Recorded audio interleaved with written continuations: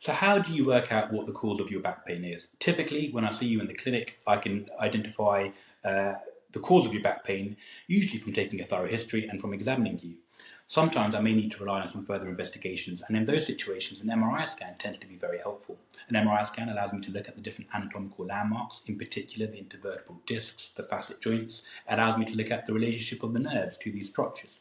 It also allows me to look at your overall spinal alignment and your spinal health. Hi, I'm Mr Kiran Divani and I'm a consultant orthopaedic spinal surgeon based in North London. Today I'd like to talk about back pain and some basic spinal anatomy. I think this is a particularly important topic because back pain is incredibly common. We know it affects millions of people throughout the world, but surprisingly very few people know the underlying cause for their back pain. In order to understand back pain fully, I think it's quite important to have a basic understanding of the complex three-dimensional anatomy of the spine. Only by understanding that can we identify the different potential pain generators and what is potentially causing your back pain. So if we start with the spinal anatomy, the spine, as we know, houses the spinal cord and very important nerves that form part of the central nervous system. In front of the spine, we have the vertebral bodies, and these are essentially bony blocks that stack on top of one another.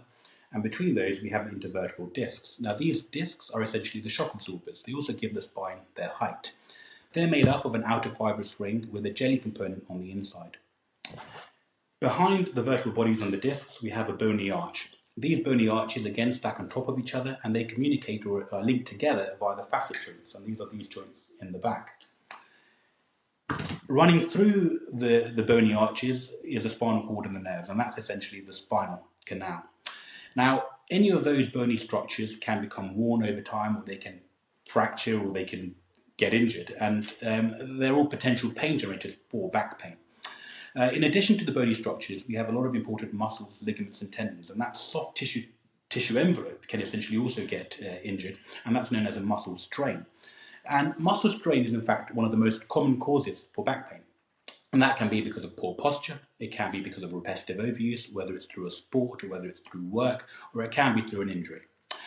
Muscle strain and back pain from that is typically self-limiting. It can be very debilitating in the initial instance because strong muscles can go into spasm.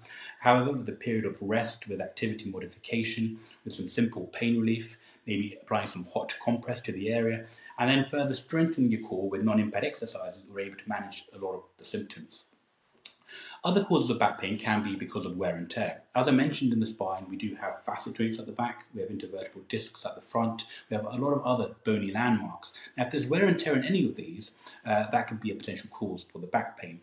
Discs, as part of a normal aging process, tend to lose their water content, they become dehydrated and they can bulge backwards. When that happens, they lose their normal shock absorbing capacity, and that means that stress is then transferred to the facet joints in the back of the spine.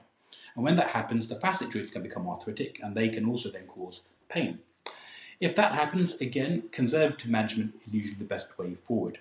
And that's again in the way of activity modification, with core strengthening exercises and simple analgesics. Sometimes back pain doesn't respond to conservative treatment, and if that is the case, we may need to consider second-line options, and they may be in the way of therapeutic injections with local anesthetic and steroid. But very rarely is surgery needed for wear and tear of the back or muscle strains where there's no pain that radiates down the limbs. It's also very important to be aware of some of the more sinister causes of back pain, but it's worth noting that these are uncommon and they only occur in 2% of cases, and these may be tumours or infection. But typically these are affected with other constitutional symptoms such as a fever, unexplained weight loss, loss of appetite, lethargy and malaise. If you feel your back pain is not responding to conservative treatment, if you have any of these symptoms and if it persists for more than 6 weeks, then it's usually a good idea to seek medical advice. To find out more about back pain or to find out more about me, please visit kvspines.com.